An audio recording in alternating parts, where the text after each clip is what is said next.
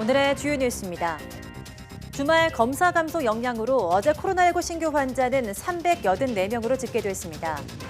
오늘부터 수도권 2단계, 비수도권 1.5단계 거리두기 단계가 2주 더 연장되고 도서관과 경기장 등 33개 시설에서 음식 섭취가 금지됩니다. 얀센의 코로나19 백신에 대한 국내 첫 전문가 회의에서 예방 효과가 66.9%로 허가가 가능하다는 결론이 나왔습니다. 얀센 백신은 1회만 접종하는 백신으로 식약처는 전문가 의견을 종합해 다음 달 1일 중앙약심위 조언을 들을 예정입니다. 기존보다 전염력이 2배나 센 브라질 변이 바이러스가 전 세계 20여 개국으로 확산하고 있습니다. 미국에선 주춤하던 확진자 수가 다시 증가하는 등 영국발 변이 바이러스가 맹위를 떨치고 있습니다. 유럽연합이 오는 6월 중순부터 정부가 백신 접종을 입증하는 이른바 백신 여권을 도입하겠다고 밝혔습니다.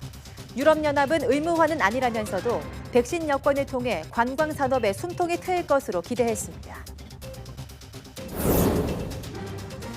올봄 들어 가장 강력한 황사가 찾아오면서 서울과 강원, 영서, 충청 등지에 황사경보가 내려졌습니다.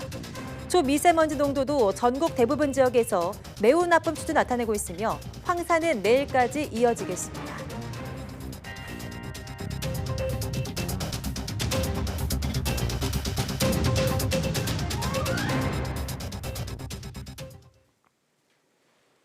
여러분 안녕하십니까? 3월 29일 사이언스 투데이입니다. 코로나19 신규 환자가 전날보다 100명 가까이 줄어 384명을 기록했습니다. 주말 검사 건수가 줄어든 영향으로 신규 확진자가 엿새 만에 300명대로 감소했습니다. 중앙방역대책본부는 오늘 0시 기준 국내 확진자가 384명 추가돼 누적 10만 2,141명이라고 밝혔습니다. 지역 발생은 370명으로 수도권에서만 253명이 확진됐습니다. 이 중 임시 선별검사소에서 69명이 확진 판정을 받아 수도권 신규 환자 27%가 이곳에서 나왔습니다. 비수도권 지역에서는 부산이 53명으로 가장 많았고 경남 18명, 충북 12명, 대구 9명 등입니다. 숨진 사람은 4명 추가돼 국내 사망 누적은 1,726명입니다. 위중증 환자는 4명 줄어 누적 100명이 됐고 신규 해외 유입은 14명으로 이 가운데 5명이 입국자 검역에서 확인됐습니다. 백신 접종은 어제 하루 11명이 받아 국내 1차 접종자 누적은 79만 3,966명입니다.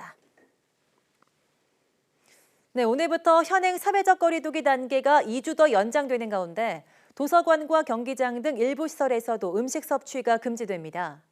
중앙재난안전대책본부는 오늘부터 다음 달 11일 자정까지 거리두기 단계 구분 없이 항상 지켜야 하는 기본 방역 수칙을 일부 다중이용시설에 적용할 방침이라고 밝혔습니다. 기본 방역 수칙에는 마스크 착용, 출입자 명부 관리 등 기본 수칙 외에 음식 섭취 금지, 유증상자 출입 제한, 방역관리자 지정 등 3개 조항이 추가됐습니다. 적용되는 시설은 모두 33개 종으로 스포츠 경기장과 도서관, 미술관, 박물관과 마사지업 등 9개 업종에 새롭게 적용됩니다. 이 시설 안에선 기본적으로 음식을 먹을 수 없지만 식당이나 카페 등 부대시설이나 허용된 구역에서는 음식을 먹을 수 있습니다. 별도 식사 공간이 마련된 키즈 카페와 이용 시간이 긴 국제회의장에서도 음식 섭취는 예외적으로 허용됩니다. 기본 방역 수칙은 오늘부터 다음 달 4일까지 일주일 계도 기간을 거쳐 적용되고 이후 이런 장소에서 음식을 먹을 경우 과태료 10만 원을 내야 합니다. 정부가 소상공인과 특수형태 근로 종사자, 프리랜서 등을 대상으로 최대 500만 원에 달하는 4차 재난지원금을 오늘부터 지급합니다. 기획재정부에 따르면 코로나19 사태로 경영과 생계에 어려움을 겪는 483만 자영업자와 소상공인에게 6조 7천억 원 상당의 소상공인 버팀목 플러스 자금이 오늘부터 지급됩니다. 국세청 데이터베이스상에서 매출 감소가 확인되는 270만 명이 우선 지급 대상입니다. 국세청 데이터베이스에서 매출 감소가 확인되지 않아 별도 증빙이 필요한 사람들은 4월 중순에서 5월 중순 사이 버팀목 플러스 자금이 지급될 예정입니다. 특수 형태 근로자와 프리랜서 등 80만 명을 대상으로는 4,500억 원 상당의 긴급 고용 안정 지원금이 지급되는데 이미 지원금을 받은 70만 명은 30일부터 내달 5일까지 50만 원이 입금될 예정입니다. 신규 신청자는 100만 원이 지급되는데 심사 시간이 걸려 5월 말에 지급됩니다. 코로나19 백신에 접종하고 발열과 통증 등 이상 반응을 호소하는 경우가 적지 않은데요. 정부가 다음 달부터는 이런 이상 반응이 있으면 의사 소견이 없어도 신청만으로 백신 휴가를 갈 것을 권고했습니다. 보도에 이상순 기자입니다. 코로나19 백신 접종 이상 반응은 접종 부위 통증과 근육통, 피로감, 두통과 발열 등입니다. 질병관리청에 따르면 접종자의 32.8%가 이런 불편을 느꼈고 이 중 2.7%는 의료기관을 찾았습니다. 이상 반응은 접종 후 10시간에서 12시간 내에 나타나 대개 48시간 이내에 회복됐습니다. 하지만 일부는 근무에 지장을 받을 정도로 어려움을 겪는 경우도 있었습니다. 코로나19 예방접종 이후 나타날 수 있는 면역 반응에 대해 휴가를 부여하는 방안에 대하여 정부는 실태조사와 세 차례의 관계부처 회의를 통해 논의하고 이 활성화 방안을 수립하였습니다. 휴가 대상은 접종 후 이상 반응자이지만 의사 소견서 없이 신청만 하면 됩니다. 백신 접종 당일에 필요한 시간은 공가 또는 유급 휴가로 하고 백신 휴가는 접종 다음 날 하루를 주되 추가로 하루를 더 쓸 수 있습니다. 정부는 기업 등 민간 부문은 우선 고용노동부 등이 백신 휴가를 권고하고 감염병 예방법을 개정해 법적 근거를 마련할 계획입니다. 지난달 26일 국내에서 백신 접종이 시작된 이후 1차 접종을 완료한 사람은 79만 3천여 명입니다. 28일 현재 국내 인구 대비 접종률은 1.53%입니다. YTN 이상순입니다. 다음 달부터 백신을 맞게 되는 만 75세 이상 고령층을 포함해서 정부가 6월까지 계획한 1차 접종자는 1,200만 명에 달합니다.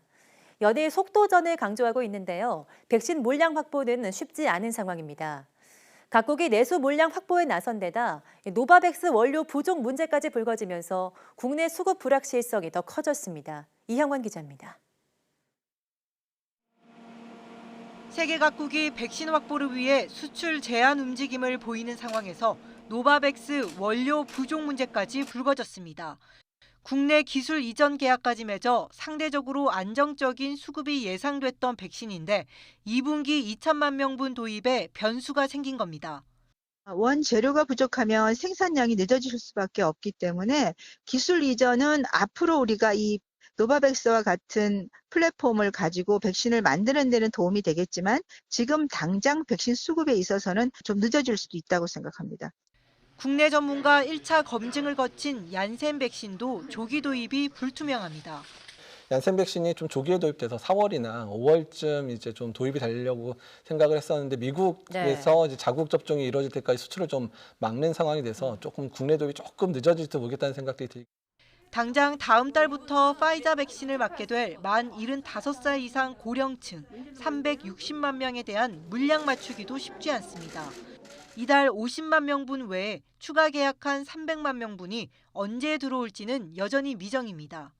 파이자 백신이 350만 명분이 도입이 된다면 큰 문제 없습니다. 그런데 이 확정 일자가 아직도 확실하지가 않아서 좀 불확실성이 남아 있습니다. 파이자나 아스트라제네카 백신 2분기 물량이 제때 들어온다고 해도 정부 계획에는 못 미칩니다. 오는 6월까지 1,200만 명 1차 접종을 끝내기로 했는데 300만 명분 넘게 모자랍니다. 2천만 명분을 계약한 모더나 등 개별 제약사와 백신 도입 일정을 구체화할 필요가 있는 겁니다. 2분기 내 백신 접종이 계획한 대로 이루어지지 않을 수도 있기 때문에 정부 당국에서는 외교적 노력을 총동원해야 되고 전문가들은 접종 속도전을 강조하기보다 안정적인 백신 확보가 더 중요하다고 지적합니다. 일정이 지연된다면 투명하게 알려야 백신 기대감에 방역 경계심이 흐트러지는 것을 막을 수 있다고도 당부했습니다. YTN 이영훈입니다. 네, 우리 정부가 600만 명분 구매 계약을 체결한 얀센 코로나19 백신이 허가에 필요한 예방 효과를 인정받았습니다. 식품의약품안전처는 얀센 백신의 임상시험 결과를 놓고 검증자문단 회의를 열어 이같이 결론 내렸다고 밝혔습니다. 1회 접종으로 개발된 얀센은 투여 14일 이후 66.9%, 28일 이후 66.1% 예방 효과를 보인 것으로 나타났습니다. 다만 기저질 환자는 28일 이후 예방률이 48.6%로 떨어졌습니다. 중증 예방 효과는 투여 14일 후 76.7%, 28일 후 85.4%를 보였습니다. 식약처 검증자문단은 이 같은 임상 3상 시험 결과를 토대로 얀센 백신이 국내 허가에 필요한 예방 효과를 갖췄으며 이상 사례도 허용할 만한 수준이라고 평가했습니다. 네, 몽골발 황사가 한반도로 유입되면서 전국 대부분 지역에 황사경보가 발효됐습니다. 기상청은 지난 26일부터 몽골 고비 사막과 중국 내몽골 고원에서 황사가 발원했으며 북서풍을 타고 우리나라에 유입됐다고 밝혔습니다. 또 오늘 오전 9시 20분 기준 시간당 미세먼지 농도는 서울 547 마이크로그램, 서청주 975 마이크로그램, 광주 786 마이크로그램 등으로 전국 대부분이 매우 나쁨 수준입니다. 황사는 오는 30일까지 계속될 것으로 보이며 한반도 주변 상황에 따라 4월 초까지 계속될 전망입니다. 최근 코로나19로 사람이 몰리는 곳에 비해 한적한 곳에서 캠핑이나 차박 즐기시는 분들 많습니다. 일교차가 커서 밤이면 난방기기나 화덕을 사용하는데요. 이번 뉴스 눈여겨보시고 주의해야겠습니다. 홍성욱 기자입니다.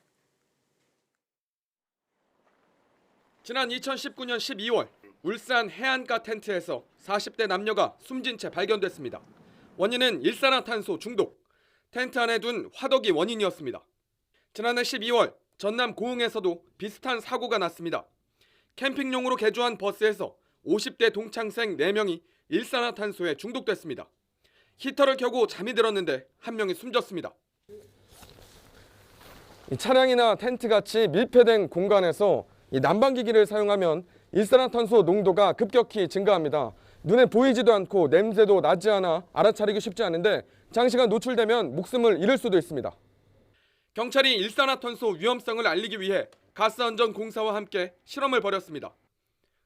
차량과 텐트 안에 휴대용 가스 난방기 2대를 튼 뒤 일산화탄소 농도를 측정했습니다. 30분 만에 최대 허용 농도 50ppm의 5배인 250ppm까지 치솟았고 1시간이 지나자 무려 770ppm까지 증가했습니다. 구토와 어지러움을 느끼는 단계를 넘어 3시간 이상 머물면 건강한 사람도 목숨을 잃을 수 있는 수치입니다. 산소 대신 헤모글로빈과 결합해서 우리 몸을 순환하게 되고 그래서 산소 부족 상태가 되게 됩니다. 그래서 일산화탄소 중독으로 사망할 수 있습니다. 일산화탄소 경보기를 설치해도 순식간에 의식을 잃어 깨어나지 못할 수 있는 만큼 난방기기 사용 대신 두꺼운 침낭이나 핫팩 등을 사용하는 것이 좋습니다. YTN 홍서욱입니다. 경제적 가치가 떨어져 문을 닫은 폐광산이 전국 곳곳 하천과 토양을 오염시키고 있습니다. 하지만 10곳 중 9곳은 예산 부족 등을 이유로 피해 방지 사업을 시작조차 못한 채 수십 년째 그대로 방치되고 있습니다. 송세혁 기자가 취재했습니다. 하천 물길이 온통 벌겋습니다. 상류로 올라가 봤습니다. 폐광산에서 중금속에 오염된 물이 쉼없이 흘러나옵니다. 하천이 붉어진 것은 물속 철 성분이 산화하면서 생긴 침전물 때문입니다. 측정 결과 철 함유량은 기준치의 최대 90배에 이릅니다. 사실상 죽은 하천으로 변하면서 물고기는 사라진 지 오래입니다. 오염된 하천 구간은 10여 킬로미터에 이릅니다. 오염된 물은 하천과 연결된 바다로 그대로 흘러들고 있습니다. 하천 상류 폐광산 2곳에서 배출되는 오염수는 하루 최대 15,000톤가량. 하지만 정화시설 처리 용량은 5분의 1 수준인 3,000톤으로 턱없이 부족합니다. 뒤늦게 정화시설 2기를 추가로 짓고 있다지만 올해 하반기에나 준공될 예정입니다. 광산이 문을 닫은 지 30년이 넘도록 정화시설조차 제대로 갖추지 못한 겁니다. 하천 관리를 이렇게 한다는 것은 문제가 상당히 크죠. 그다음에 또 물은 모든 생명의 근원이기 때문에 물이 흐르는 하천이 이렇게 오염이 된다라고 하면 어떠한 생명체도 살아날 수가 없거든요. 이곳뿐만이 아닙니다. 토양이나 수질 오염 등이 발생한 것으로 확인된 폐광산은 전국적으로 2,600곳이 넘습니다. 하지만 이 가운데 10곳 중 9곳은 정화시설 설치 등 피해 방지 사업을 시작조차 못했습니다. 하객만큼 다 예산을 이제 배정을 받지를 못해요. 그래서 60%, 70% 정도밖에 못하잖아요. 정책 우선순위와 예산 배정에서 번번이 뒤로 밀려 수십 년 동안 방치된 폐광산이 환경재앙이라는 부메랑으로 돌아오고 있습니다. YTN 송세혁입니다. 네, 삼성전자는 상반기 전략 스마트폰인 갤럭시 S21 시리즈의 국내 판매량이 지난 26일 100만 대를 돌파했다고 밝혔습니다.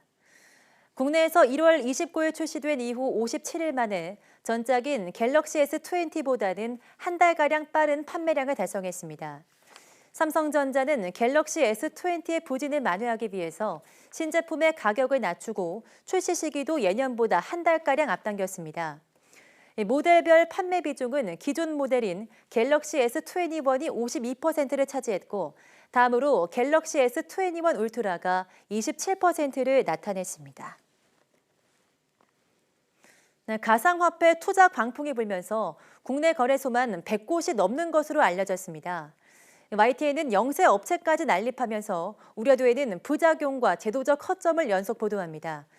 오늘은 먼저 투자금을 제때 현금화하지 못하는 피해 사례를 손유정 기자가 취재했습니다.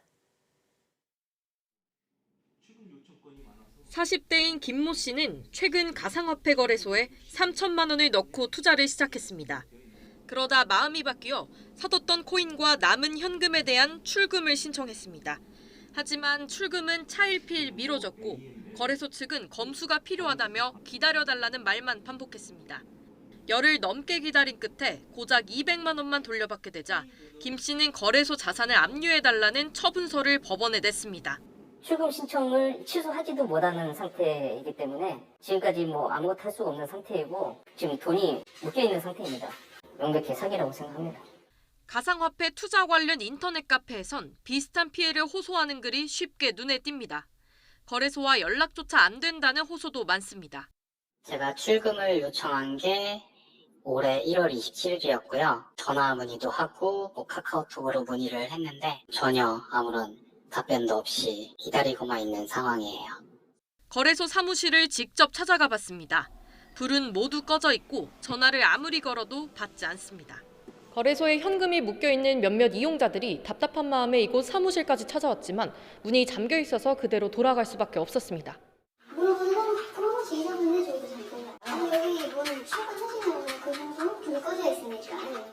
취재진이 어렵게 만난 거래소 직원은 코로나19로 재택근무하고 있다며 출금은 차례로 이뤄지고 있다고 해명했습니다. 출금이 나가고는 있는데 약간 간헐적으로 나가고 있는데 조만간 해결은 될 거거든요. 아예 안 나가는 건 아니에요. 보이스피싱 케이스들이 좀 있어서 이 사람이 직접 입금을 한 건지 안 한 건지 약간. 참다 못한 투자자들은 사기와 횡령 혐의로 거래소를 경찰에 고소했습니다. 관련해서 출금 요청 2월 26일 날 첫 접수가 됐어요. 그래서 민원이나 들어오고 있는 거죠? 네네. 그런 것 같네요. 하니까. 국내 가상화폐 거래소는 100여 개에 이르는 것으로 추정됩니다. 영세 업체가 난립하면서 가상화폐를 살 수만 있을 뿐 제대로 현금화하지 못하는 피해가 우려됩니다. YTN 손유정입니다. 네, 은성수 금융위원장은 코로나19 사태로 어려움을 겪는 중소기업 지원을 강조하면서 불가피하게 신용 등급이 하락한 기업에 대해서는 대출 한도, 금리 등에 미치는 영향이 최소화하도록 하겠다고 밝혔습니다. 은 위원장은 중소기업 단체 협의회장들과 간담회에서 작년 매출 감소분이 반영됨에 따라 신용 등급이 하락하고 금리 상승 등 대출 조건이 악화할 수 있다는 우려의 목소리가 큰 것으로 알고 있다며 이같이 말했습니다. 은 위원장은 영업 여건 악화로 일시적 어려움을 겪고 있으나 향후 영업활동 정상화 가능성이 큰 기업에 대해서는 신용평가 시 회복 가능성을 충분히 반영하도록 하겠다고 약속했습니다. 이와 함께 개별 중소기업 소상공인의 상황을 고려해서 컨설팅을 통해 만기 연장, 상환 유예 대출을 장기 분할 상환할 수 있도록 연착륙 지원을 세심하게 추진하겠다고 덧붙였습니다.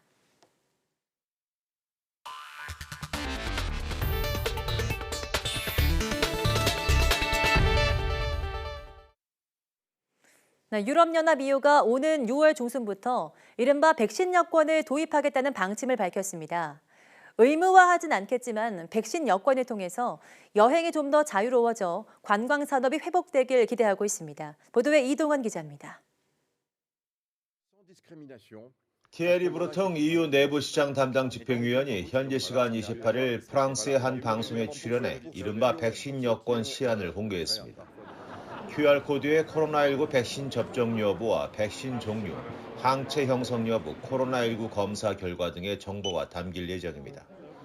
종이나 스마트폰 등을 통해 발급되며 오는 6월 중순부터 사용이 가능할 것이라고 밝혔습니다. Et pour lesquels on demandera un test PCR, l'état de votre test PCR. Ça concrètement, c'est mi-juin.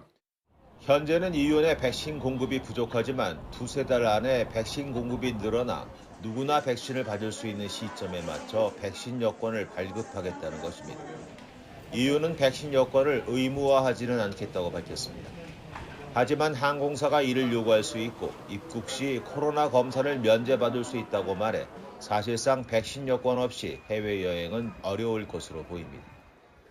이달 초부터 여행 관련 건강증명서를 발급하고 있는 중국은 백신 여권과 관련한 국제협력을 강조하고 있습니다. If some countries have tight safeguards, some are loose, and people in countries with lax regulations can move around freely, that's obviously not reasonable.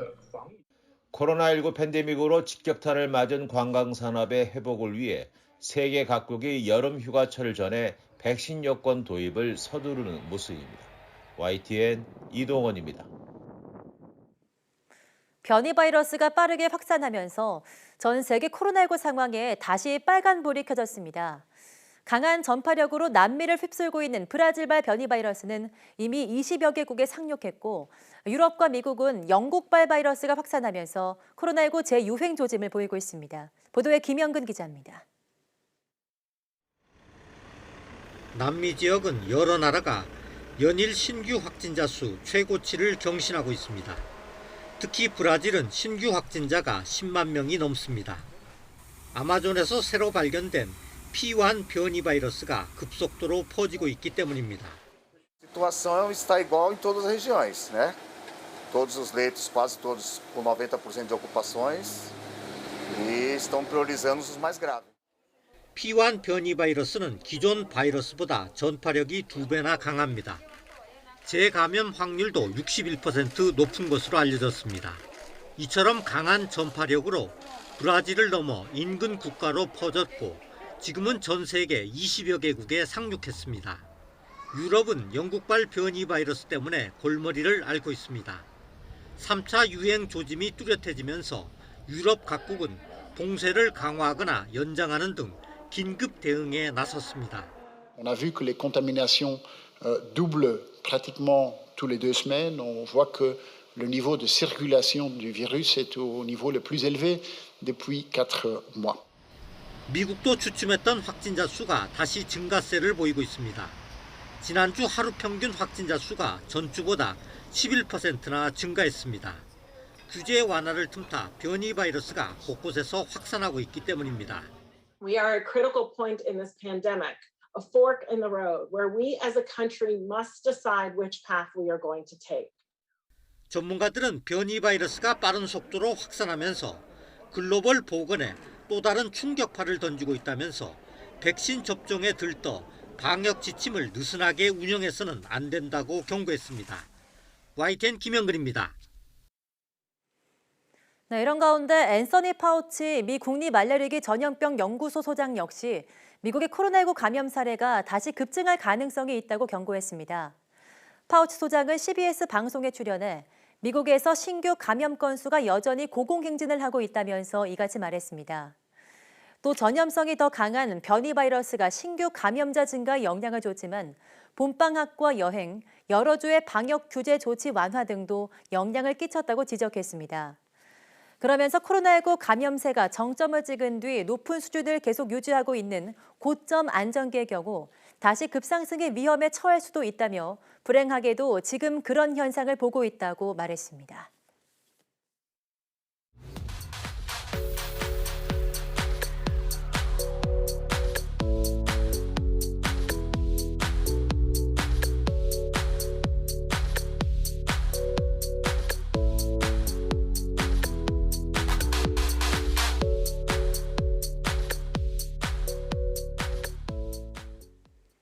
계속되는 코로나19와 뿌연 하늘까지 한 주의 시작부터 답답한 마음이 드실 텐데요. 하지만 나보다 더 어려운 이웃들을 위해서 마스크를 기부하는 사연으로 마음이 따뜻해지기도 합니다. 그런데 우리가 가장 쉽게 주변 사람들을 돕는 방법이 있는데요. 바로 철저한 방역 수칙 준수입니다. 이번 한 주도 잘 지켜주시기 바랍니다. 함께해 주신 여러분 고맙습니다.